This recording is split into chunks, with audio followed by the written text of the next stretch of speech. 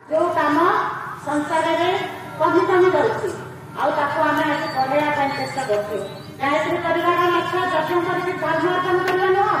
गायत्री परिवार लक्ष्य विचार परिवर्तन पर पूज्य श्रोता परमानंद माताजी इस संसार को परिवर्तन करने परिवर्तन मुख्य लक्ष्य है विचार परिवर्तन। जब विचार परिवर्तन है निजे सुख रहे। जब विचार परिवर्तन है परिवार सुख रहेगा।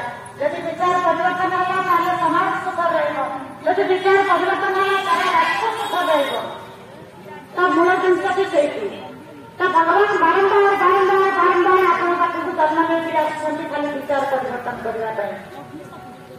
राम समय आप रामायण पढ़े विचार परिवर्तन तो ये जिनस को आम कहीं परिवर्तन करवानी सुख समृद्धि कहीं रही सहयोगी नहीं कहीं बंचवानी समस्त आम निजर कर